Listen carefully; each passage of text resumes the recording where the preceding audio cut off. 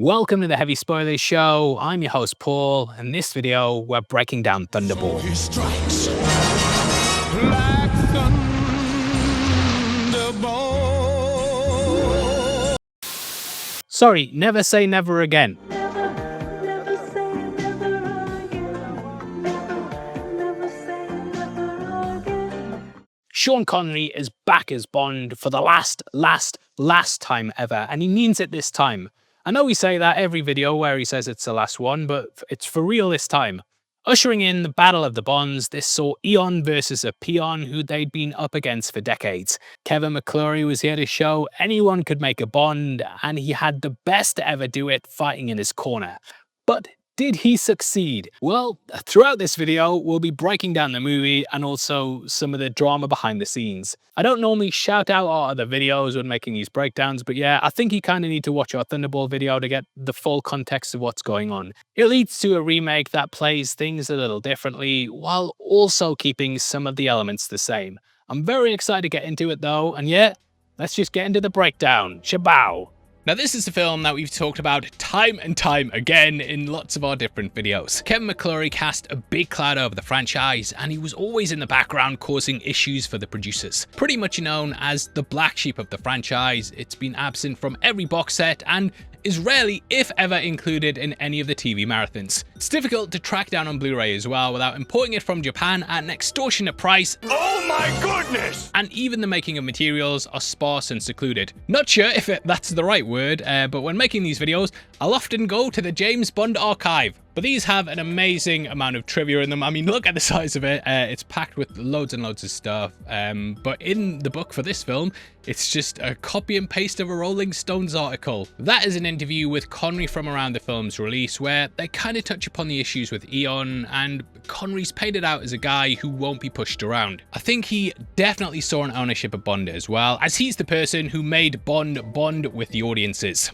The article even says how Bond without him's been bad, and though I don't think that's the case at all, I definitely think parts of the public would have seen some stuff as the true Bond and others as not. Kind of like what we have with DC at the moment. Anyway, the controversy began all the way back in 1961 when Ian Fleming was working on his Bond books. We talked about this a lot in our breakdown of Thunderball if you want to go and check it out, but the long and short of it is that he worked with a team including Kevin McClory on a tale called Longitude 78 West with the hopes it was going to be a movie. Eventually the project stalled, but Fleming really liked the idea. So he wrote the novel Thunderball, which brought in a hell of a lot of the plot and didn't credit McClory or the other writer Jack Whittingham. Fleming was then taken to court because of this, with it finally being settled in 1963. It massively weighed on Fleming's health though, and this nightmare was something Eon inherited. They constantly wanted to make Thunderball into a film, but McClory was always in the way. Thunderball was a film that Fleming even wanted to get Alfred Hitchcock to make as the very first Bond, but the rights were causing a bit of a rights mare. Yeah, so Eon decided to make a deal with him, and he'd act as a producer on that film.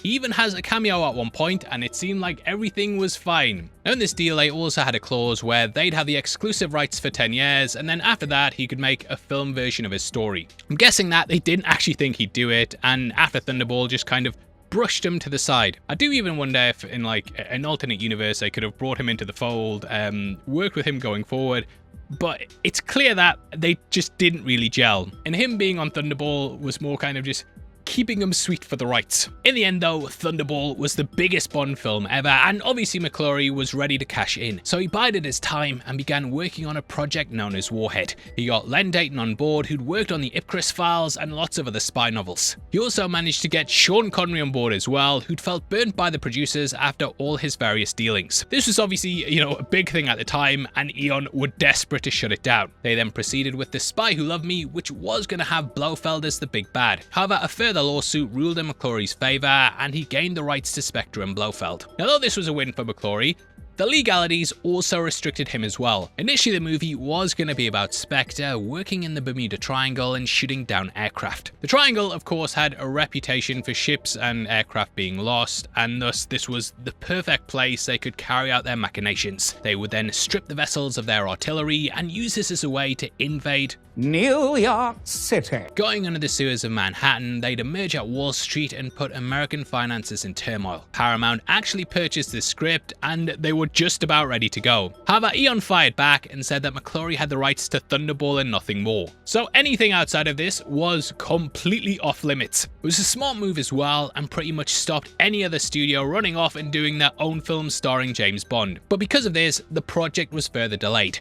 They then tried to create another project under the name of James Bond of the Secret Service, which I actually wouldn't mind seeing as another title if they reboot the series. This really played upon Bond's age, with Connery being 52 at the time of filming. In this, M had no more use for the 00 section either, and had reduced the budget, so they didn't have the gadgets, cars, and sexy holidays. But even that had lawyers up in arms, and thus they basically had to stick to the strict guardrails of Thunderball. Connery also started getting cold feet as well, and was a bit bemused at Triangle, and asked Tom Mankiewicz to come in and rework things. But Mankiewicz was loyal to Cubby though, and a lot of the others from the Eon family refused to piss off their boss and pal. So Connery brought in British TV writers Dick Clement and Ian Le Frenais, sorry I fucked your name up. But they were very important, and the former of which had actually done work on To Catch a Spy. When it came to the director, they also went to someone who had basically just broke the bank when it came to blockbusters. That was Irving Kershner, who had just directed The Empire Strikes Back. This marked him as the first American to direct a Bond movie, and the second wouldn't come until No Time to Die almost 40 years later. Longitude 78 West was also a very shit title, so Connery made one final suggestion. His wife at the time, Micheline, recalled how he'd never play Bond again after Diamonds, and suggested never say never again. This is even listed in the credits as well, with the name of the film being attributed to her. Never again. Never? Never, never say never again. Never, never say never again.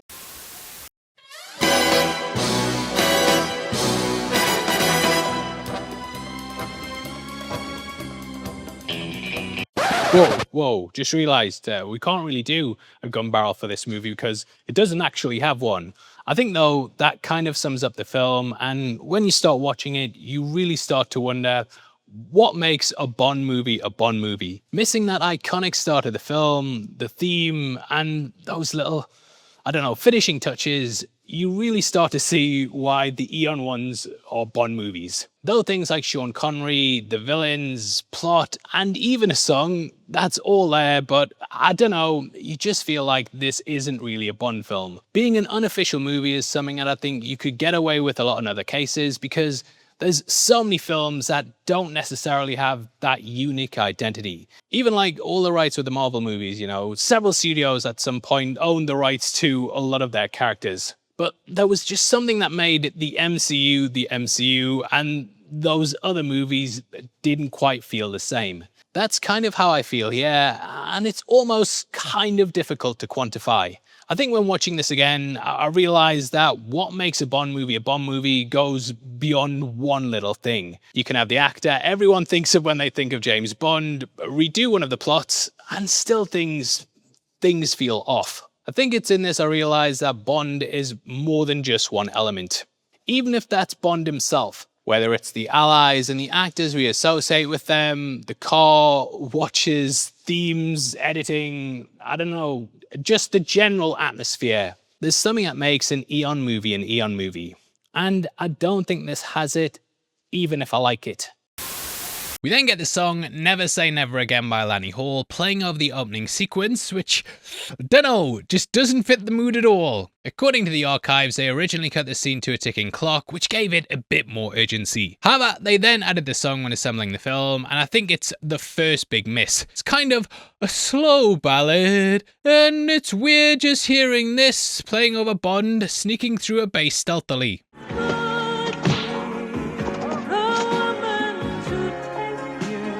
Obviously, you know, doing a title sequence is something that makes a Bond movie, and that's pretty much always when they play the song in the film. But I think McClory and the gang were likely second-guessing things because of the legal issues, and thought that they could get away with playing the song over the top of the opening to kind of give us a Bond song at the start. But it just doesn't fit the scene at all, and is the first big black mark against the opening. Huge shout out to Dutch Bond fan as always as well, who pointed out that Phyllis Hyman did a version of the song that was rejected from the movie. There's edits of this up on YouTube, and even though it doesn't really fit the opening either, I think out of the two, that it's probably the better song. Never say never again. There's no way to know the ways of love. The film is also scored by Michel Legrand, who makes it feel more along the lines of Bill Conti's work than the timeless feel of John Barry. Legrand had done some phenomenal work on the Thomas Crown Affair, but here we kind of lose that personality. Barry was actually asked if he'd compose the score, but he declined out of loyalty for Cubby.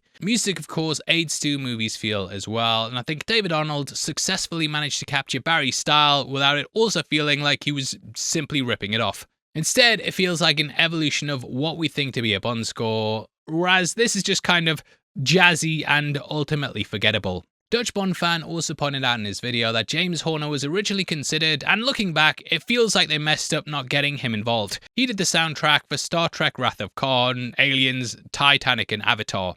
So like several of the most beloved and successful movies of all time. I think if they'd even gotten Horner for the Eon films, he would have brought a hell of a lot with him, and I think it would have really added to the quality here. Also, in general, if you're a Bond fan, definitely check out Dutch Bond fan, because he's done a fantastic First Life video where he goes through the entire story and gets all the trophies, and basically recaps the whole thing. It was fantastic watching it, and I cannot recommend it high enough. Beyond that, I also think starting with a training mission kind of robs the movie of Bond's ferocity. He looks ruthless, moving through the compound and uses every trick at his disposal. He throws frisbees to draw the guards away, goes on zip lines, garrots a guard to death, shoots darts silently, throws flashbangs and crashes through a window before shooting all the guards inside. On the surface anyway. Knowing this is all part of a training mission though, just takes away the tension in hindsight, and I hope he really didn't strangle that guy for real as well. Bond also fails the mission too when he rescues the damsel in distress. Upon untying her, she stabs him in the side and that takes him out. Now in the From Russia with Love book, Smersh brings up how Bond's weakness is women. This is why they exploit him using Tatiana, and it just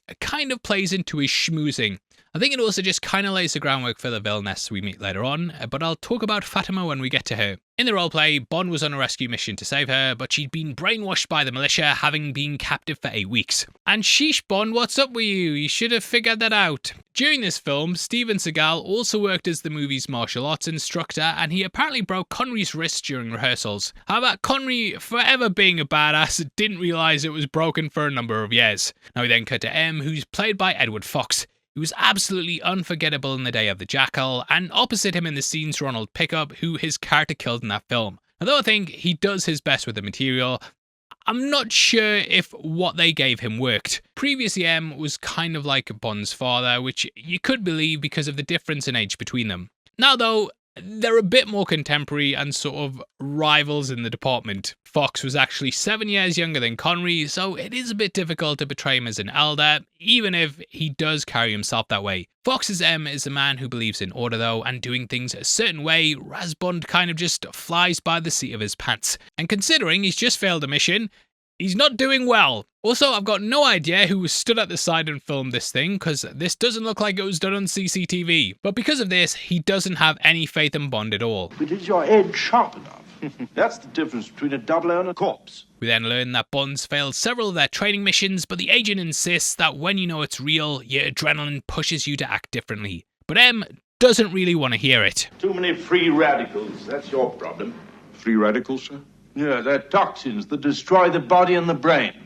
Caused by eating too much red meat and white bread and too many dry martinis. So he demands he gets back in tip-top shape and says he has to go to a health clinic. Now this is actually more in line with the book version of Thunderball. In the opening chapters, we hear Bond's been doing nothing but paperwork for months, and because of this, he's been hitting the bottle and smoking hundreds of cigarettes a day, which is par for the course with him, but still. He's called in and a doctor says he needs to go to a spa, and they estimate that in 2 weeks he'll be back to peak physical fitness. This is of course from a time though where if you only drank like 5 times a week and smoked 10 a day, you were seen as one of those crazy health lunatics. Moneypenny at one point even questions if all his drinking and smoking is true, and he says he'd rather die drinking than die of thirst. Moneypenny in this film is played by Pamela Salem, with her being suggested by Connery after they both worked on the Great Train Robbery. Have you got an assignment, James? I'm to eliminate all free radicals. Oh. Do be careful. It's kind of your stereotypical, oh do be careful thing, but I feel like they're just missing that flirty banter that Connery had with Maxwell. Bond then heads to Shrublands and we see his luggage being pulled out his Bentley. It's still in pretty good shape. This is another thing that's accurate to the book, and in that he nicknames it the locomotive. We learn this is a Mark II and that its previous owner wrapped it around a lamppost and then Bond got it for cheap and fixed it up. which kind of speaks to how Bond's a bit of a wreck in the book and then gets fixed up by the Spa. He actually gets to Shrublands through a taxi though, where the driver tells him about a lady who'd been servicing the men that visited there. M had actually been a guest at the Spa as well a number of times, and I did wonder if M had M. I said had M as well. The jokes are shit. Bond's then seen by a doctor, which is the first thing that happens at Shrublands in the book. He brings up all the scars on his body and says that he looks like he's been through the wars. Your body's got enough scar tissue for an entire regiment. Right.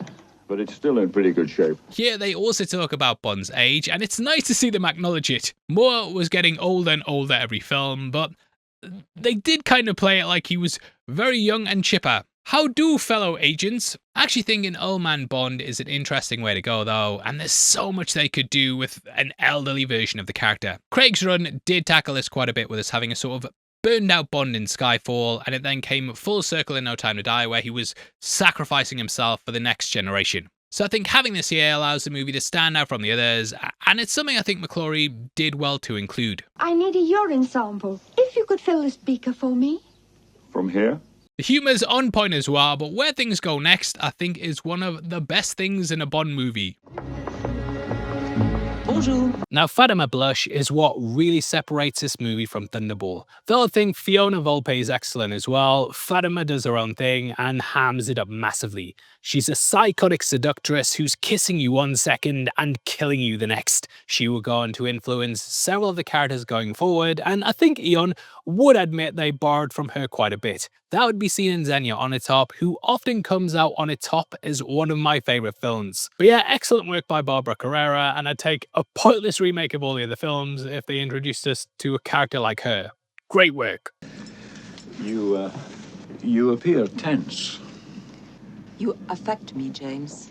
Carrera did some interviews where she discussed her and said she saw her as the Hindu goddess Kali who's known for death and destruction. Carrera also likened her to a Black Widow and that she's someone who must make love to their prey before killing it. She also touched upon how Fatima doesn't see the evil in what she's doing. Instead, she's simply like a bad child and does bad simply just to do it. Carrera was actually nominated for a Golden Globe off the back of this, with her losing out to Sharon Silkwood. However, this apparently marks her as the only Bond actress to ever be nominated for one of the awards. Rather than watching Largo go to the Spectre headquarters, we instead follow her. Focusing on her heels first, we then do a tracking shot and see them storm around. I love the way this is portrayed as well, and it just gives her a dominating presence right from the off. I also love the way the secret meeting room's hidden behind the back of some safety deposit boxes, and it's here we meet Blofeld, played by Max von Sydow. He doesn't do much in the film, but I do think he's one of those actors that always leaves a mark in any film that he's in. My guess is that they had plans to use him later down the line, and had he been the big bad in a sequel,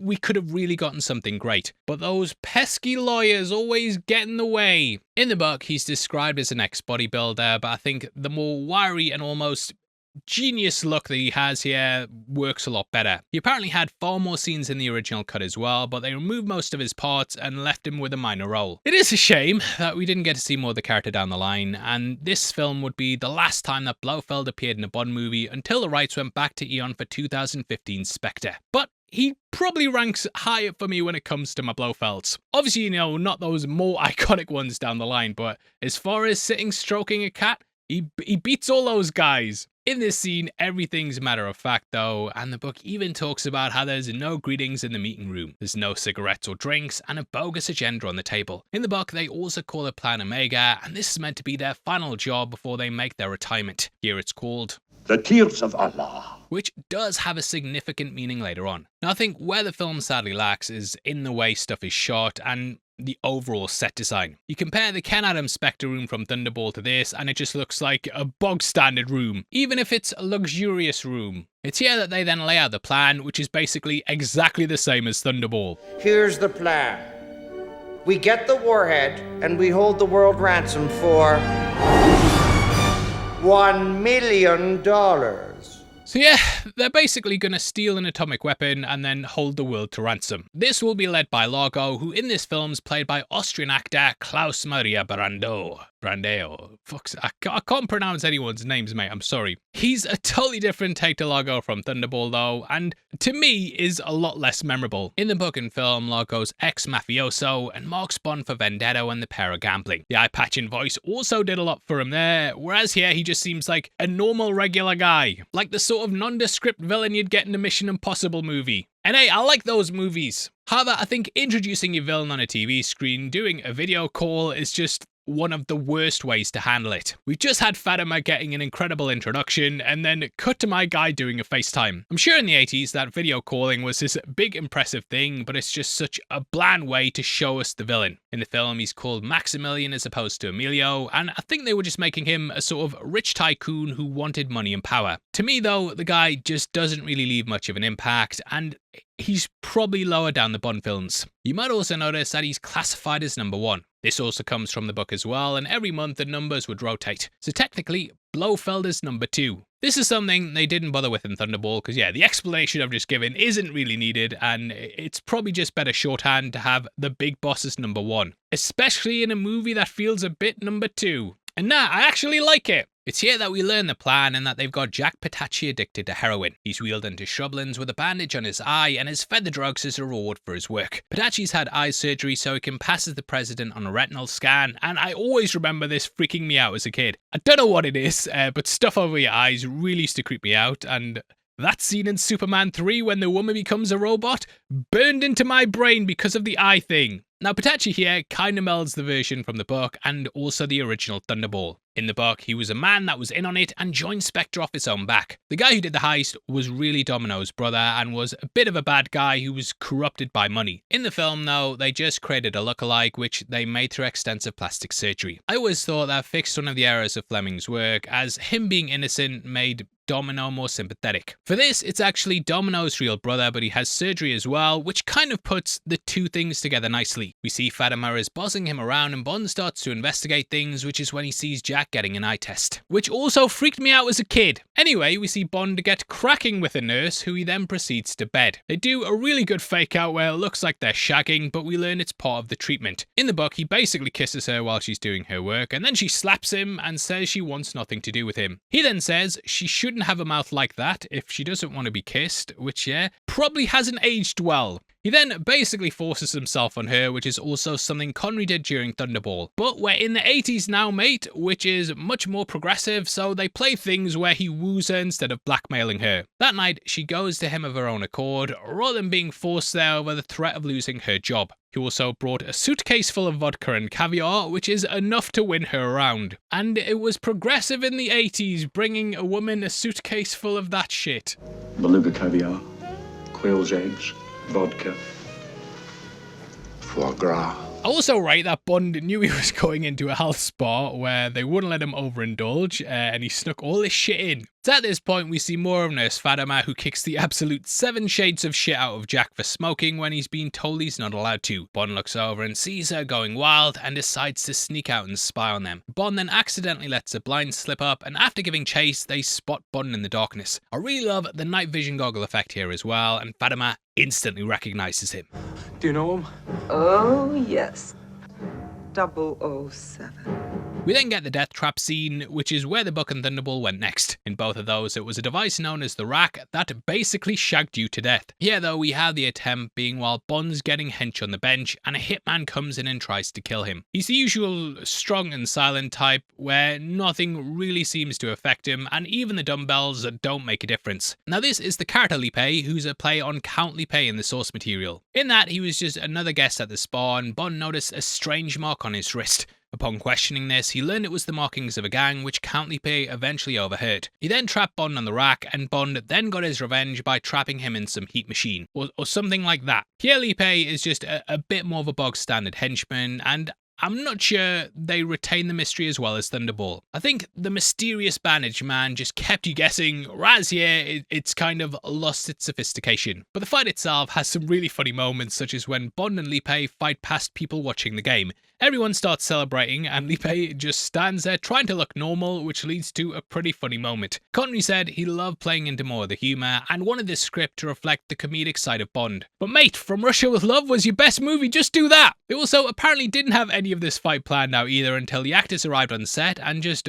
basically choreographed the whole thing while working through the set. In what's an alright payoff as well from earlier, Bond then beats Lipe and throws the jar of piss in his face. And if you told me that before seeing this, I wouldn't have believed you. But Lipe stumbles back and smashes himself against some beakers, which cut him up, and that then kills the character. M isn't too happy either that he's got to pay for the spa bill, but rather than seeing the good in what he's doing, he berates Bond once more. It's a far cry from the Bernard Lee in Thunderball, who was sticking to his agents even when people were questioning him. There, M still bossed him about, but he had his back when it really came down to it. And I just don't think M here is ridden with that kind of subtlety. That is the kind of attitude that tempts me to suspend you, 007! It's at this point that the plan starts to come into play, with Patachi using his modified eye to arm some test flight rockets with regular nukes. Does fix an issue that I had during Thunderball though, where they were doing a test flight but using real nukes. So he loads the warheads onto the brand new drones, and they're then hijacked on the test flight. I love the way he sneaks in and reveals he's been wearing a contact lens, and just the image of him on the eye machine is so well put together. As for the flight, I do think the sequence has aged quite a bit, but I don't know, there's just something quaint about these old effects that I actually enjoy seeing. Very kind of 1970s Superman with the nukes. Anyway, Fatima then kills Patachi on the road by throwing a python into his car. He then crashes, and she retrieves her snake and kisses it in a moment I think we can all read into. Oh, my poor angel. My sweet baby. That is subtext, that. No, sometimes a woman kissing a snake is just a woman kissing a snake. She then uses the detonator to blow up the car, and this nicely foreshadows the attempt on Bond's life that she'll later make in the movie. In general though, this is clearly playing off the bike scene in Thunderball, but it feels a bit more over the top and elaborate, and just kind of speaks to how much the villainess relishes in causing mayhem. Out on the seas, they then manage to grab the drones, and thus the baddies have secured the bombs. It's a lot less brutal than how they handle it in Thunderball, but meh, gets the job done. Blofeld then films and delivers his ransom video. It's filmed on a badass skull camera, but the way it's shot, it's just a video of a cat, which I find unintentionally hilarious. And it wouldn't be the first time Bond's been after some pussy. Hey! Calvin Dyson also brought up in his review that he's surprised the lawyers didn't get involved here, because at no point in the books do they mention that Blofeld's got a cat. This was purely a creation of Eon, and I can imagine there were some sore feelings seeing this. In the book, the ransom letters actually dropped off before we hear about the heist, and that's then told to us in flashback. You might also notice Anthony Sharp in the scene as well, next to M, and I'll always see him and think of the ending of A Clockwork Orange. And breakdown on the channel now. Anyway, M is requested to have someone come in and get to the bottom of it, so naturally he chooses the man who failed several training missions and he just bollocked for messing up a spa. Now this is another issue I have with the movie, and I think due to M's lack of respect for Bond, that he wouldn't be the go-to, which is why I prefer the version in Thunderball, and I might be saying that a lot in this video. Oh no, sir, not possible.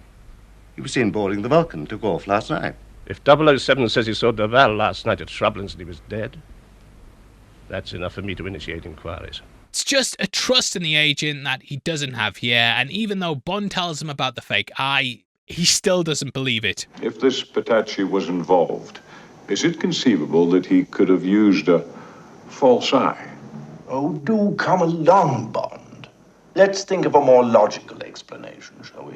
So I have no idea why he trusts him. This is even more annoying because they've just said that the nukes are only accessible by a retinal scan on the president, and they're aware that Patachi was seen with a funny eye by Bond. During this, we also journey to Largo's boat, which is called the Flying Saucer. Now, it took me years to find this out, and I think it was actually only when I did a breakdown of Thunderball that I realised Disco Volante translates to Flying Saucer, and I appreciate McClory's sense of humour there. This was owned by a Saudi arms dealer known as Adan Khashoggi. The credits include a thanks to AK to acknowledge this, and he later sold this to Donald Trump, who renamed it the Trump Princess. Largo also seems like a nice dude as well, and his staff genuinely seem to like him. Good morning, gentlemen. Morning. The latest reports? Everything okay? Yes. Morning. Morning, Charles. Which, I don't know, when you have a villain being a bit too nice, it kind of takes away how menacing he is. Like, bad guys are supposed to be evil. Give me a logo that throws his staff to sharks. We then get a tour of the rest of the vessel and see it's far more exotic and technologically advanced than what we had in the 60s. It's even got surveillance rooms, which are a lot like Bruce Wayne's in Batman '89. We also have further connections to that movie with Domino, and here she's played by Kim Basinger. Basinger. We called Kim Basinger back in the day, but then she got a little pronunciation tweak. And that's fine. You can call yourself whatever you want. Rafe Fiennes. Who'd of course go on to have a pretty big career. According to the wiki, she actually got offered a role in Moonraker, but felt that playing a Bond girl might hold her back. There's very few actresses from this time who played a Bond girl and emerged with some big credits after this, but Basinger, Rafe Fiennes, continued getting major work. In this, Domino's clearly in love with Largo as well, whereas Thunderball had her more like a kept mistress. I just want you. That's all I want. I think she and Claudine Auger both play Domino completely differently, and I could see an argument for why people prefer either. Personally, I like the take in Thunderball better, but I can see things from both sides. Both sides are great. In absolutely everything, I see everything from both sides. I'm playing both sides so that I always come out on top. Largo also gives her a necklace, which is known as the Tears of Allah. Now, I did do some digging, and you can correct me if I'm wrong, but according to my research, the story Largo tells here is a bit off. He says that the Prophet wept for the barrenness of the desert, and from these tears they made a well. However, Allah is God rather than the Prophet, and I don't believe they could have made a statue of Muhammad, and we do see statues later on in this location. Again, not sure if that's fully correct. I have seen people taking issue with this telling though. So yeah, let me know below. That's what the comment sections are for. But finally, 40 minutes into the movie, we get a darker side to Largo. And what if I ever leave you?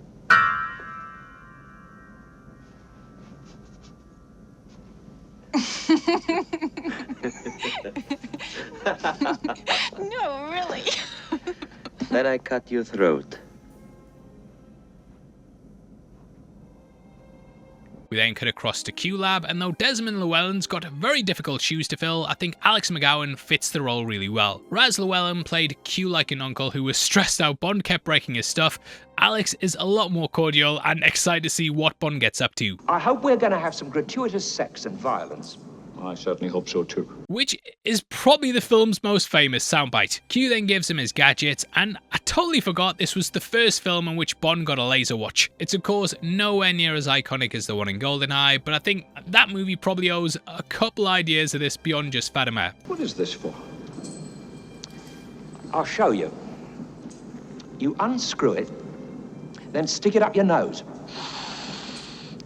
It's for my sinus. Which people have compared to Bond grabbing Q's lunch during GoldenEye as well. Now, if you've been following the channel for a while, then you'll know I did a big breakdown going through my entire Bond watch collection, and I'm really fascinated with timepieces. Unfortunately, I wasn't able to find the make of this one. I even asked David Zaritsky. No one seems to know, but if you do, let me know below. Q also gives him a pen that shoots missiles, which would later appear as a weapon in First Light. Bond then heads to the Bahamas, but there's kind of a leap in logic as to why this is. We all know that this is where the plot needs to go next, but they don't really give him an actual reason to go there. In Thunderball, he was of course tracking Patachi to his sister Domino to try and get an in, but here it just seems like he goes there based off a very loose hunch. Upon arriving, he then heads to the harbour, which is where he encounters a woman who's played by Valerie Lyne. She'd appeared in a Bond movie before and had played a hotel receptionist during The Spy Who Loved Me. She also does some nice foreshadowing for later as well, as she saves Bond when he's stranded at sea.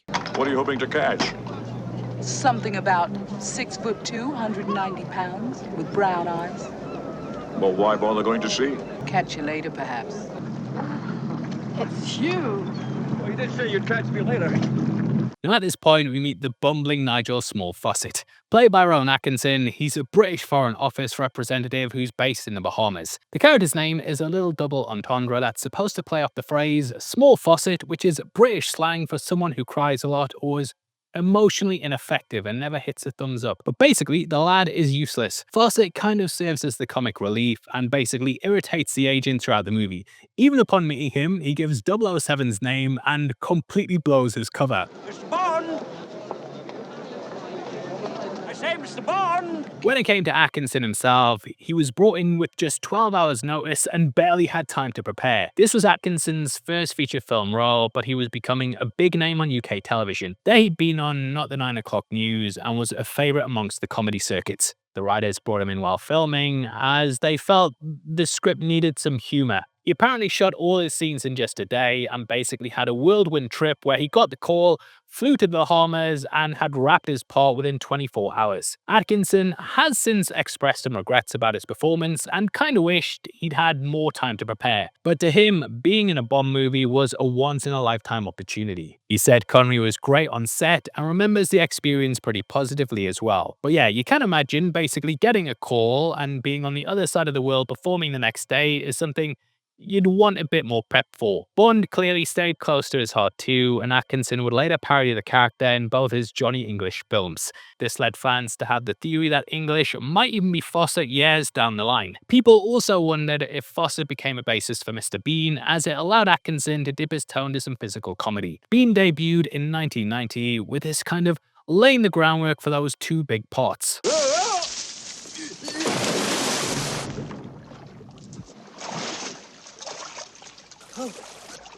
Oh no. And yes, I'm just reading this now, but apparently small faucet also means small penis. That is subtext. Connery plays it really funny as well though, and just constantly walks away whenever he says dumb shit. After speaking, Bond then comes across Fatima, who we see water skiing backwards while standing on one leg. Bond recognizes her and she recognizes Bond, but the two kind of just play with each other. She then crashes into him and we get one of the best lines in the movie. I made you all wet. Yes, but my martini's still dry. My name's James. I have no idea what that even means, but Connery sells it so well, it sounds like the coolest thing anyone's ever said. Going with her, the pair then shag on their boat, and we get a hilarious moment where she leans backwards on the door.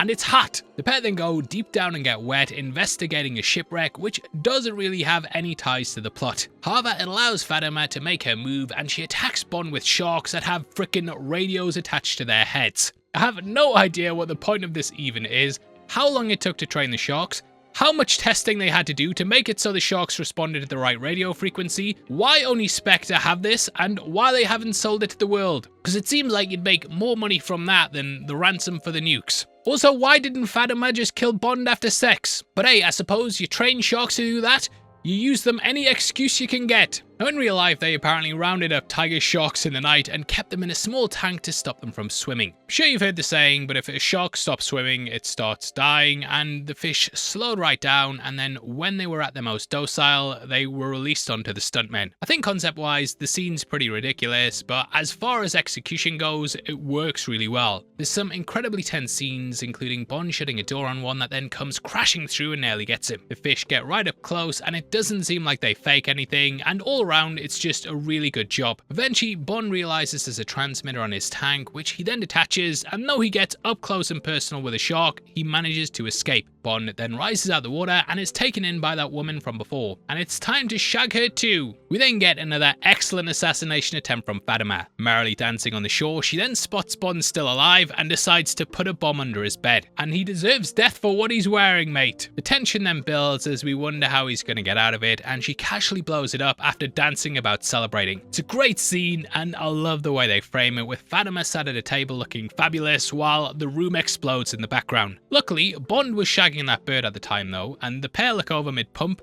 and he also explodes as well. Dear me, this fucking script. Whew! Anyway, while Bond's been getting his dick wet while keeping his martini dry, Fawcett's actually been doing his job. He's managed to track down Largo's boat, which is where Bond heads to next. It's located in the south of France, which is another change up from the source material. We stayed at Nassau once they hit the Bahamas, but this is more like a globe-trotting adventure. And personally, I prefer the holiday feel that Thunderball has. You kind of just get used to the locale there and the place having a certain look. If you like the look of the shirts and suits I've been wearing as well, then you can also purchase them at our partners Anthony Sinclair. They are the original tailors for James Bond and have got an entire range of Thunderball shirts, swim shorts and sunglasses that Connery uses in the movie. That's at the link below. We get a little kickback if you click that, and I'll also get in trouble for not shouting out our own t-shirts as well. At our merch store we have our brand new one inspired by Octopussy and also our PPK one as well. Plus we have our Wet Nelly one too, and also our Akira inspired inspired one, and they're all available at that merch store below. The more you buy as well, the more of a discount you get, and it all helps videos like this get made. Now, upon arriving, Bond meets with Felix, who in this film's played by Bernie Casey. He marks the first time a black actor's played the role, which would then be followed down the line by Jeffrey Wright. I think the guy's excellent in the film, and one of the more memorable Felixes that we've had. I think one of the film's strong points is its casting, and had the production levels themselves been higher,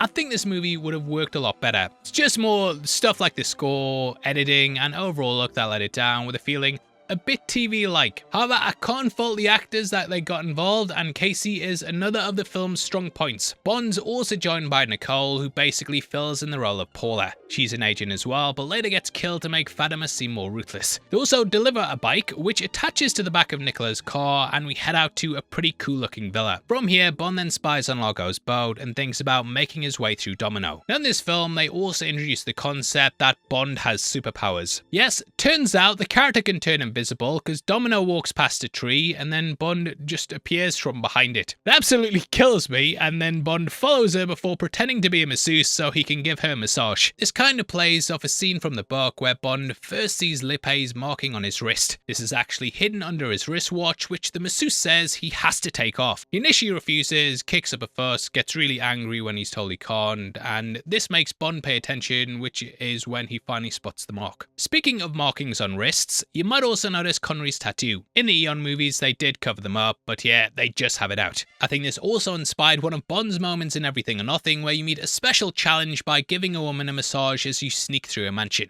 It's in this that Bond then learns a bit more about Largo and then sneaks off before the real staff arrive. Domino's then shocked that the man didn't work here, and it looks like this spa's in big trouble. Why not blackmail the masseuse into having sex with you like Bond did? The close-in zoom kills me though, and it's just one of those things that Bond would do. Domino then smiles and in a way has no, she hasn't consented at all. Cut that bit. Is that progress? She didn't complain. I don't know, it's a fucking PR nightmare. The tongue-in-cheek stuff's then carried on at the casino, which Bond infiltrates in a really funny way. Taking the guard into the back, he then places a cigarette holder in his hand and tells him if he moves, it's gonna blow up. This bomb has a tiny gyroscope inside. Any lateral movement on your part, and you could be served in an egg cup. If you understand what's being explained to you, nod gently. Good boy. Stay.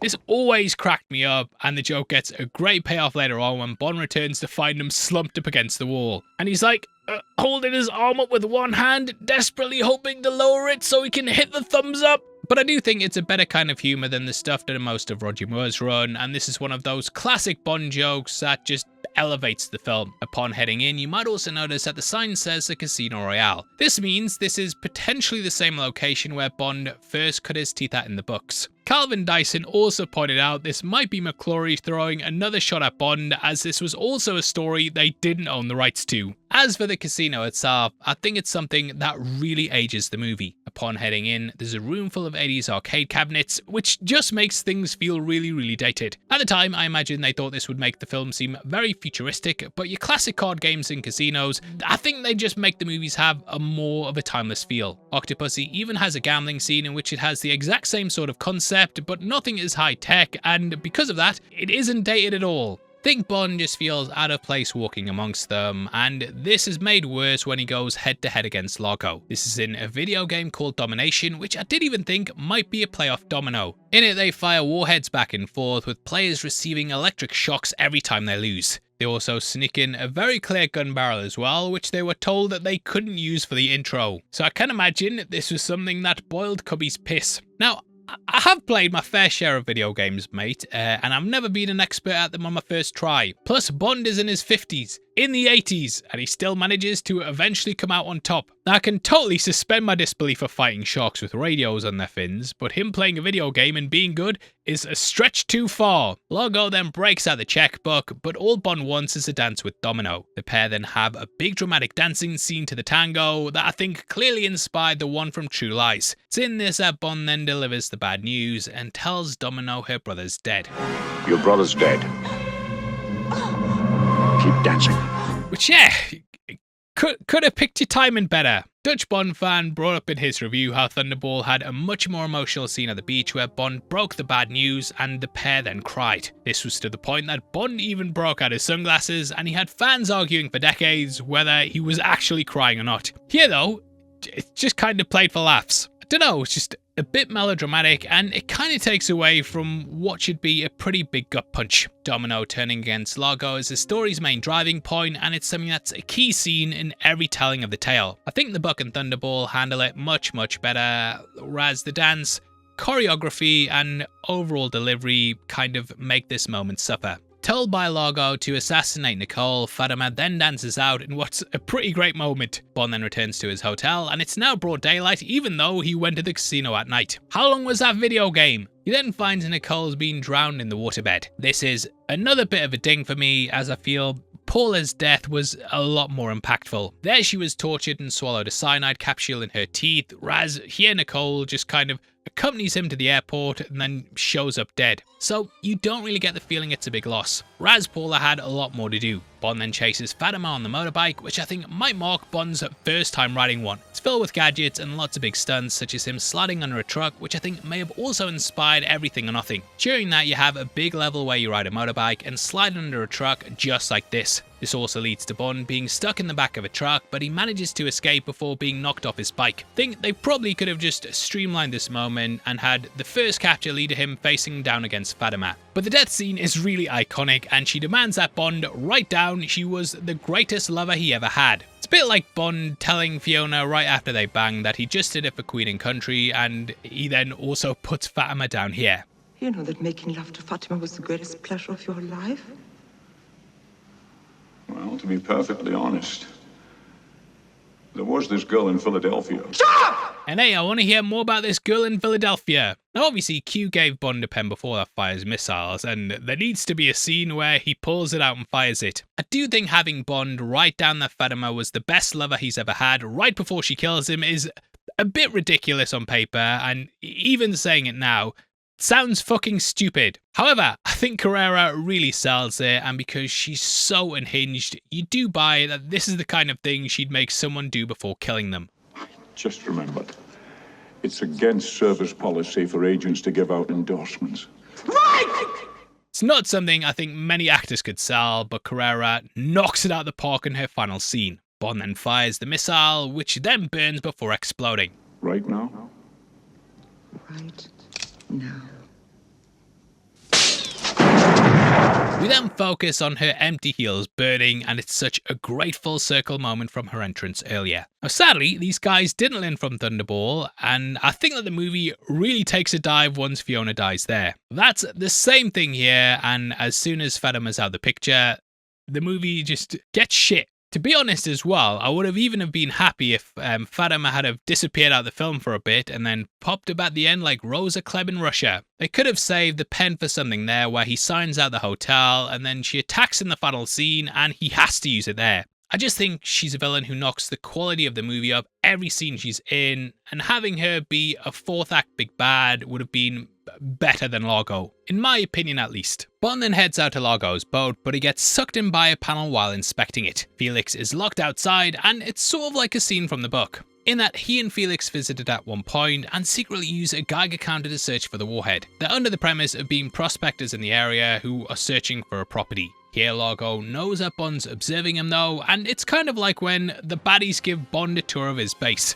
Bond's then given free rein and is pulled into the dance studio by Domino. Largo then spies on him through the glass and Bond kisses her to provoke a reaction. It sends him a bit off the handle, but yeah, I don't know what you were expecting, mate. You do not let Bond walk around with your bird. You're treating him like royalty. You deserve to be cheating on now I think about it. In this, Domino then sets off the fire alarm, and this gives Bond the chance to hit Largo's control room. He then smashes the place up, but Bond manages to get a message to MI6 that they're headed to Palmyra. Largo then takes him out there and acts really unhinged, including smashing up the wedding present he was going to give to Domino. Which, yeah, it looked hideous to be fair, mate. I would have smashed that as well. Well, to be fair, you were cheating on him. I don't know if smashing the wedding present up is that bad. Things of course get worse though, and he sells Domino to a bunch of men and imprisons Bond at the top of a tower. It's here that Bond just flat out asks where the nukes are, and Largo reveals that one's hidden below the White House. You should have just asked them that in the first place, mate. Also, I have no idea how they snuck one below there, and I can imagine that would be a big feat in itself. It's something I think could have made for a massive scene, like Goldfinger storming Fort Knox. If they pulled it off, it could have really elevated Largo, as so far, we haven't really seen why he's Blofeld's #1. But just being told this is an aside kind of robs the dramatic tension, and I think is another missed opportunity. In the book, they figure out it'll be a target like this due to America being so hot on warheads and Spectre being based in Europe. So I think they could have just done a lot more with it and even given us an explanation to why it's the White... I know why it's the White House, but, you know, have people guessing or something. Investigating it, not just be like, where is it? It's in the White House. Like, have an actual investigation. Largo then travels out and taunts Domino with the music from the tango, but Bond uses this to bust out the laser watch. He escapes his chains and then grabs the girl, and the pair make a run for it. This leads to them riding on the back of a horse, and also the worst effect in the movie where they all jump from the top of a tower. It looks so fake, but credit where it's due, they did get a horse to leap into the water for the final shot. As an animal lover though, it kind of makes me feel bad for it, as I can't imagine going backwards like this would have been enjoyable. Sharks get trapped like shit, horses get trapped like shit, nobody's having a good time, including the audience. And I like this movie. They're then shot out from the fort, but luckily Felix arrives and bombards them from his sub. The footage of it used throughout the film actually came from Ice Station Zebra from 1968. Bond also touches upon his naval past a bit, which kind of adds a bit to the character's backstory. It was never like this when I was in the Navy. While the pair dry off, we then hear over the tannoy that the bomb under the White House has been disabled, and again, it's like, show don't tell. It's in this that the Tears of Allah comes back around, and we learn that this is actually a map to the tomb. This is where the final bomb's being kept at, and it leads him to the coast of Ethiopia. Using state-of-the-art jetpack rocket things, I don't know what they are, Bond and Leiter then take to the skies and sneak into the tomb. I think it's trying to recapture the magic of the jetpack from Thunderball, but the effects are so bad that it really takes you out of it. Although we had the odd cut to Connery there on poor reprojection, you could tell that a stuntman was really flying a jetpack. Also, these just sound louder than a Metallica song, and I don't think they're the kind of things that you'd use for a stealth mission. This is also a sacred tomb as well, with an underground oasis that's been protected in the desert for thousands of years. So naturally, Bond and Leiter just blow the place up, and the US Navy join the fight in the style of a classic Bond climax. There's also a moment where Bond pushes a statue head over with his legs, which did remind me of God of War, if you know, you know. Largo then makes an escape underwater, and Bond's then picked up by a helicopter which carries him through the air. This is also a really impressive stunt, but I feel like it's one of those ones where they had the idea first and then tried to figure out how to put this in the plot. Bond then gets taken to a well where he goes back into the water and takes on Largo head to head. Leads to a pretty clumsy knife fight where the pair just wrestle back and forth. I think a lot of people criticize the underwater stuff in Thunderball because it was pretty slow, and that final fight is something people often ding. So they had the Navy battling against Largo's men on land and then took it to the water where things could be personal. Bond then goes to disarm the bomb, which is when Largo pops up beside him. However, before he can fire, Domino arrives and shoots him with a harpoon. This is ripped right out of the book, and that's actually how Largo's killed. I definitely prefer it to the climax of Thunderball, and thinks that it works better than her just shooting him on the boat. Especially because the rear projection stuff just completely takes you out the scene. Bond then hits the final button to disarm it, which is 7, and it's like, 007 mate, you get the Easter egg there. We then cut to the climax where we see a retired Bond chilling. Domino's there as well, with Basinger wearing a swimsuit that was gifted to her by Playboy 2 years prior. Someone then enters the garden, which adds a bit of tension, and Bond goes looking for who this is. Turns out though, it's just Fawcett. Only to plead for your return, sir. M says that without you in the service, he fears for the security of the civilized world. Never again. Never? Never, never say never again. Never say never again. Now, there is a rumour that circulated for a long time about there being an alternate ending, but it was just as fourth wall breaking. Connery apparently suggested that he walks down the street and then brushes past a man, with them then both doing a double take. We then see that this man is Roger Moore, and he'd say never again. The pair were apparently both down to do it, but they couldn't convince the higher ups to let them. And yet, considering how much the pre-title sequence of Majesty messed things up, I think it might have been a fourth wall breaking moment a bit too far. I think I probably would have loved it, but I know there would have been lots of fans who were like, this ruined the entire franchise. But this is Connery's Bond retiring to the Bahamas, and the actor also passed away here in 2020. Though he would return to play the character in the video game adaptation of From Russia with Love, this marks his last appearance as Bond on screen. Obviously, I think every Bond fan needs to raise a glass, well, I don't have a glass at the moment, but raise a glass and salute Connery's incredible run. I swear I haven't been crying as well, I've just really coughed and my eyes are runny. But it fits this quite well. Connery went back and forth on the role, quit and came back several times, but I don't think anyone can argue he was the key ingredient in making Bond successful. Connery definitely cast the longest shadow when it came to the actors, and everyone that followed would be compared to his performance. He was truly a legend of cinema, and I never say never to watching one of his movies.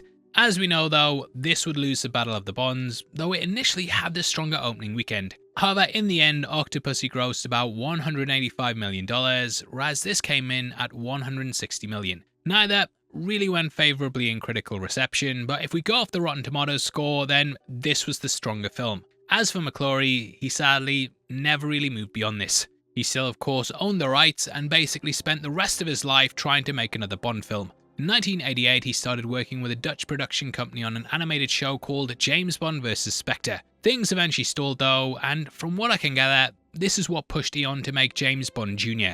They did this as a way to basically corner that market, and thus McClory tried another approach. A year later he reworked his Warhead script and retitled it Atomic Warfare. He then apparently approached Pierce Brosnan, who'd of course go on to star as Bond down the line. Brosnan had been in the running for the role, but his contract with Remington Steele meant he missed out. So that went to Timothy Dalton, but with Brosnan still being in the running, McClory saw it as a way to cash in on fans' curiosity. Kind of like if you made an unofficial Bond movie with like Aaron Taylor-Johnson or Henry Cavill or something. He also attempted to make a Bond TV show, but this was continuously blocked by Eon. He then reworked the script once more and titled the project Warhead 2000 AD. Apparently been after getting Timothy Dalton, who ultimately declined the role. During this though, McClory was making waves with Sony, who were interested in adapting the screenplay. However, MGM now owned the rights to Bond, and they threw all their lawyers at the studio. Eventually, things were settled, but there was another lawsuit in 1999. They claimed that McClory actually co-authored Bond and that he was owed money for all the films prior. So quite a hefty sum, but this was dismissed and later appeals were thrown out as well. Sony later bought 20% of MGM in 2004 and McClory died in 2006, just 4 years after the release of Casino Royale. Flash forward to 2013 where MGM finally got back the rights to Spectre. McClory's estate said they'd come to an amicable decision, and this finally brought an end to a legal battle that had lasted over 50 years. As you mentioned, they tried to sue to get this included in box sets, but Eon clearly didn't want anything to do with it. And I remember at the Oscars when they were doing that Bond tribute, they showed a clip from this, and it was like, mate, you're doing a tribute to the Broccolis, what the hell are you doing? Whew! But yeah, Spectre was back with the studio with this as well, and this of course then led into the film Spectre. As for McClory, I think the biggest tragedy is that he spent the rest of his life fighting to make Thunderball over and over and over again, and it never really got off the ground. The guy clearly could have put together another film or idea, but spent all his time trying to get another Bond movie made. Caused a massive headache for Eon, and potentially even messed up some of Craig's run. Because that octopus and quantum stuff they did in the games and films was clearly just trying to be Spectre. I think in the end it's a shame though, because it was all just a waste of time that didn't serve the character, actors, or even McClory himself. So yeah, bit of a shame, but that's where we end things with this saga. There was rumoured to be an extended cut of the film, which producer Jack Schwartzman touched upon in the 90s. He said this would be released on Laserdisc and have added scenes along with a rescored intro. However, this is yet to see the light of day, and I'm not sure that we'll ever get a chance to watch it. But never say never again. He said it! He said it!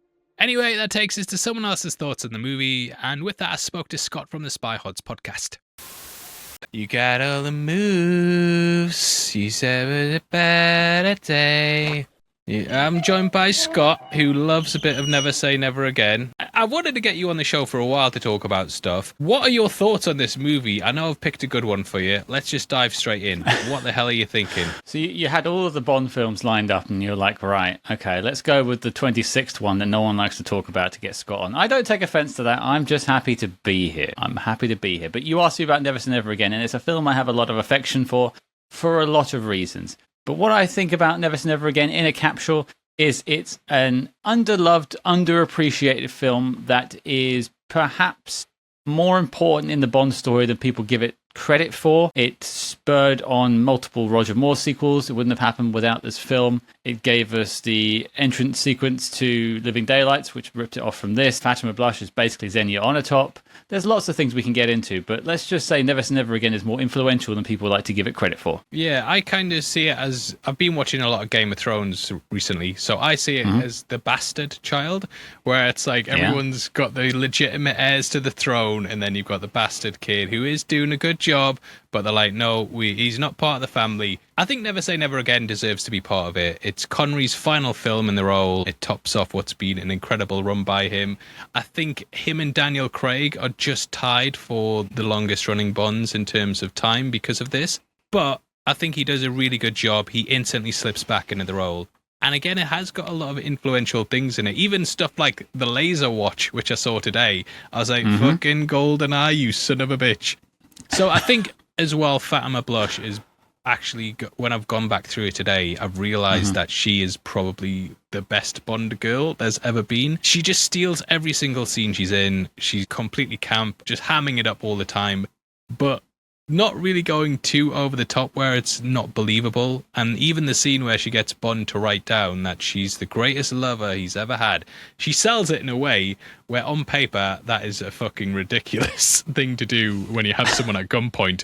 But she completely sells it. Absolutely. And, you know, there's a reason I think she got a Golden Globe nomination for this performance, which not many Bond girls can say they've got. Of course, this film has its problems, and I'm sure we'll talk about. But if we're talking about Fatima Blush, and I've had the privilege of interviewing her, Barbara Carrera, I should say, and you know, she was offered a role in Octopussy, and she turned that down to work on this film, to work on alongside Sean Connery. Sean Connery was her hero, so this was the dream job for her. So the fact that you can basically see it all on the screen, she loved doing it, and you can tell. Yeah. I think once she's out the movie, that it really takes a dive. And my issue with this film mainly, I think, is around Largo, because the version in Thunderball is just very over the top, a mafioso guy, larger than life. Your eyes are constantly drawn to him whenever he's on screen. Whereas the Largo here is just kind of a normal guy. And even the way they introduce him, which is just on a TV screen during a Spectre meeting, it's all kind of, it underserves the character rather than giving him something big and over the top. And eventually he goes crazy towards the end. But I don't really feel like he's necessarily the threat that they could have had, and that is certainly in the book. He's a massive guy in that. His hands are described as being huge. He's almost gladiatorial-like. And yeah, I think they just don't hit the mark with him.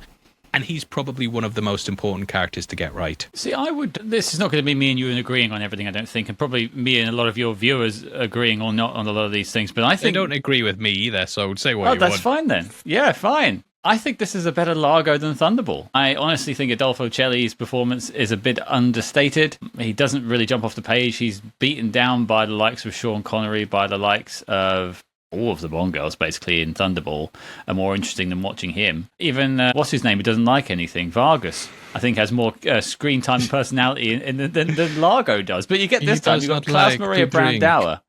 He does. He doesn't like... I'm not sure what Vargas likes. One day we'll figure it out. Either that or we'll figure out, you know, climate change. Whatever comes first, we'll figure it out. But...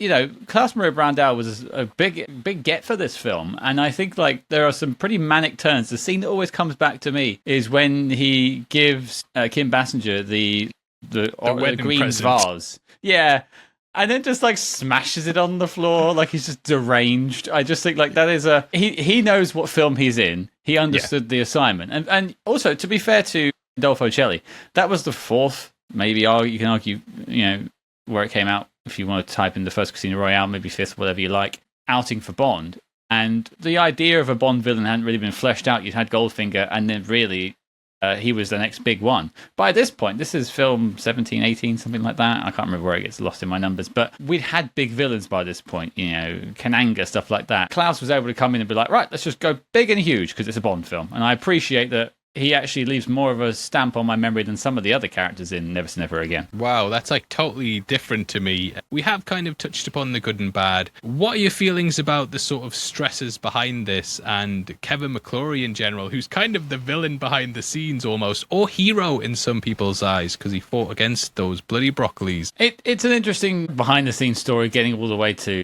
Never Say Never Again. I'd urge you all to pick up the book, The Battle for Bond. Yeah. I think it's a fantastic book.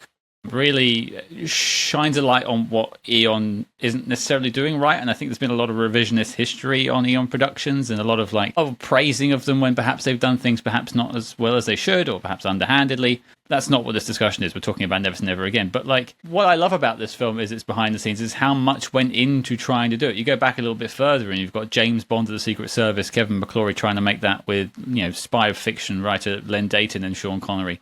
Fascinating little script if you can get your hands on it. It evolves into this. You've got Eon Productions pushing back, trying to stop them from basically doing anything that isn't the Thunderball script. I love the fact that this was made purely because it gives us a little bit of an insight as to what Bond can look like, not through the lens of Eon. Maybe not as successful as we'd like it to be through the lens of Eon, and we're looking down the barrel, the gun barrel,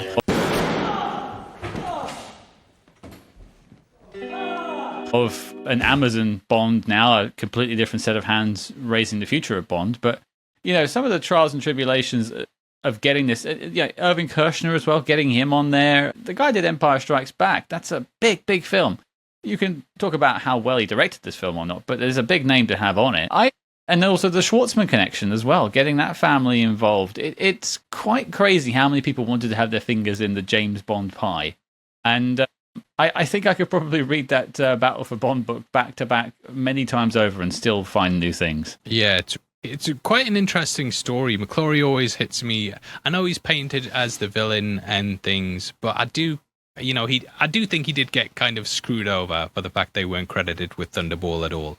But I think when he kind of went to the next extreme beyond that, where he's deliberately trying to disrupt things and, going for every bit that he has, I think that's kind of when he stops being seen in as positive a light. But I can totally understand if you've been working on Thunderball, it goes on to be this massive thing that you get included on as the producer, and then you get kind of brushed to the side after it. You would kind of want to fight your corner. So putting myself in his shoes, I totally get it. And I think what he pulled out of this is quite a remarkable thing. Just getting Sean Connery involved in general and getting him back after saying never so many times. That is some next level work, and he kind of wooed him on board as being a writer initially and then convinced him to be part of the cast. And even getting people like Kim Basinger, she is a massive name in Hollywood, and there's not necessarily the Bond actresses that have had the career after her, what that she has. So he must have had some inkling that these people were going to do something special. And I think even the swings he took, like having your first Black Felix Leiter, Barbara Carrera again, there were lots of things going on with it that I think they did really, really well in terms of him putting his neck on the line and trying to make the best film possible. But this success almost kind of shackled him for the rest of his life. And I talk about it in the video.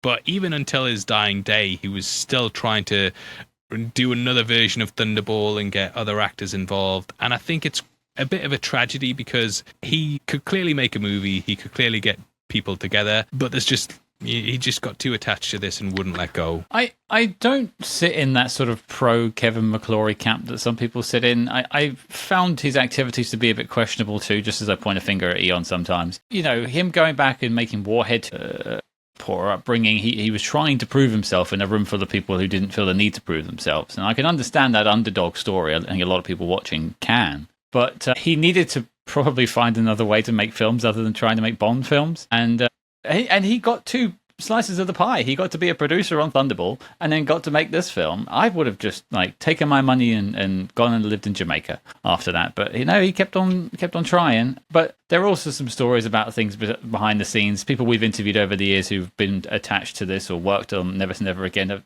had mixed things to say about Kevin as a person and what he's like to be around. And so I tend to lean more on sort of the he was a man with a plan, but he was more than happy to step on you to get there. Yeah. Yeah, I mean, the fact that he kind of... I don't think he drove Fleming into the ground, but he definitely wasn't helping him in his later years. There's an argument for that, for sure. Yeah, there was a lot of tension there. I can imagine he was a massive headache for Eon, who would, they were constantly coming out with new films and trying to progress forward. And there's so much effort put into this petty rivalry that you do kind of wonder what could have happened if they'd agreed to work together, or if McClory had just been like, you know what? I've made Never Say Never Again. I'm going to give you the rights back to Spectre. And it was even to the point that when he passed away, his family just kind of gave the rights back to Eon. And they said that this had been a legacy that had lasted 50 years of legal disputes back and forth. And that does kind of hit you with the sour taste that it must have also had on them as well, and the cost that had to come with everything.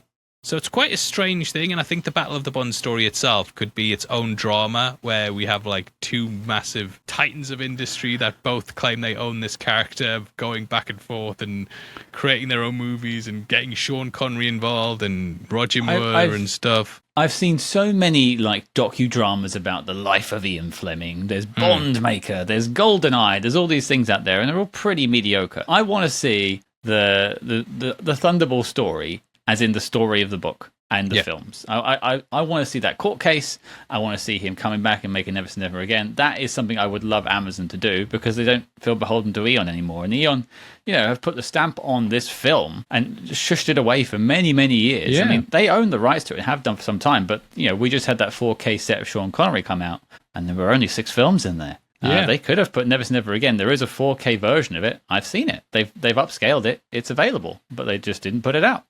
Yeah. And I think that's one of the sort of shames of the legacy of the film. But there's lots of other good things in here, for sure. Yeah, definitely. I think it also highlights what makes a Bond movie, and you can get the actor behind it, who's most famously known as playing James Bond.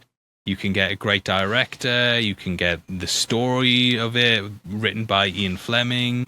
But it still just doesn't have the same feeling and atmosphere that an Eon film does. And I think if you play this back to back with one of theirs, you can kind of see what actually makes a Bond movie, rather than just having all the key ingredients. It's like I'm a terrible cook. I can't cook for shit. You can give me a cookbook and tell me what all the ingredients are. I can follow that.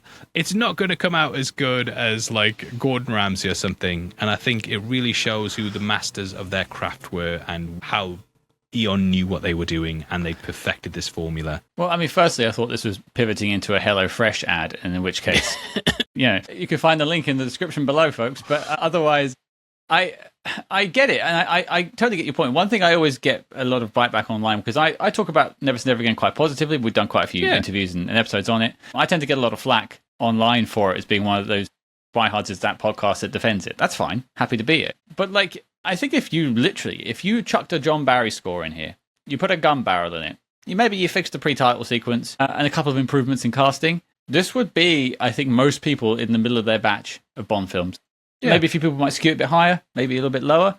But if you told people to rank the 26 Bond films, most of the time these days they'll put this last and say, not a real Bond film. Well, it's an official Bond film, folks. It's licensed by the Ian Fleming estate. Sorry to break that one to you. But yeah, I just think if you put those little changes in there, I think most people wouldn't have any of these quibbles with the film whatsoever. Yeah, definitely. And I think the script's quite funny as well. It's not too hammy. It's not as bad as Diamonds Are Forever. It's definitely not as bad jokes-wise as a Roger Moore film. There's some actual really, really good jokes in there that are very subtle. And I do think they did a good job with it, especially for their first outing, doing this as kind of a thing separate from Eon. Did it tick all the boxes? No. Was it a resounding success? No. Is it something that I wanted to see Kevin McClory go and remake again for the 3rd time? No, but I did actually enjoy it a lot more than I thought I would. When I first started this series, this was kind of one of those ones where I was like, are we even going to cover it? Because I can easily skip this one and get to a movie that I really want to cover more than it. But I enjoyed going back through it. And it's one I've reached for more than some of Sean's other films. I often think about where I rank it, and I rank this higher than quite a few. So thank you for coming on to talk about it. Do you prefer it over Thunderball, though? That is the big question. This is a toughie. I think by this point, people who are watching me on here have already made up their mind what they think about me, so I'll go with my honest opinion. I would watch Never Say Never Again before I watched Thunderball. Yeah, I used to be a Thunderball hater as well, and I've been converted going back through this. I've loved Thunderball. I just go back to all the time now, especially over summer, because it's just such a summer film, and I just love putting it on and just vibing out to it. But you know what? I can respect that choice. I think there's a lot of things in here that are really enjoyable, and who doesn't love watching Barbara Carrera dance about, maniacally laughing, blowing stuff up, and Sean Connery just having the time of his life.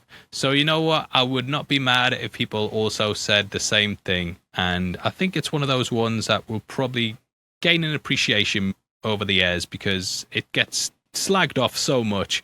But I think if you give it a chance, you might find yourself actually enjoying it. Completely agreed. And as Sean Connery says, it's not perfected yet. But give it time, folks. I think it will get better.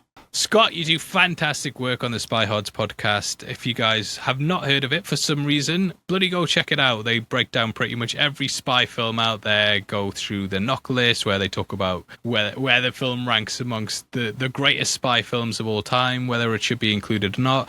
There's amazing interviews that you have with people both in front of the camera and behind the camera. Scott, thank you so much for joining me. Is there anything else you want to shout out? No, just check out Spy Hards if you want some spy movie goodness, and we have over about, I think, 75 James Bond interviews on there, so if you want some behind the scenes stuff, you know where to find us. Otherwise, thanks for having me. Yeah, thanks for joining me. Now, those are my thoughts. I will say, I don't think this is a bad movie at all, and between you and me, mate, I might even put it above some of the Eon ones. I love seeing Connery back, and Fatima Blush is a brilliant addition. I think Eon would even go on to take elements from her as well, and she's probably my favourite thing about the movie. However, I think when you're trying to remake something, you basically need to either match or better the original. Never Say Never Again sadly doesn't do that, and everything about it pales in comparison from those upper echelon films. So here's where I'm dropping it on the list, but obviously I'd love to hear your thoughts and if you disagree or not. When it comes to this movie, I've heard a wide range of thoughts on it, from people loving it, hating it, to everything or nothing in between. Let me know your thoughts below, and thank you for coming with me through a movie that people often overlook. And if you skip this video, mate, shame on you. I know you're not watching this bit, but I know you, and shame on you. Anyway, that wraps up the video, and we'll of course be back with A View to a Kill. That is Sir Roger Moore's final Bond film, and it certainly feels like the end of an era. I've loved discussing all of his movies with you though, and I can't wait to be back with you guys next month. If you want to follow us on Instagram, then make sure you check us out at Heavy Spoilers, and did you know that members of the channel also get early access to videos? If you click the join button, you get at least one breakdown a week before anyone else, and it all goes towards helping videos like this get made. Huge thank you to everyone who supports that, and if you just want to support us in a free way, why not just click the next video on screen right now and leave the adverts running for like 4 hours. We're in the money.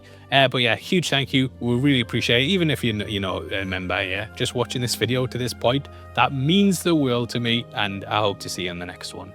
Out of the way though, I've been your host Paul, you have been the best, and I'll see you next time. Take care, peace.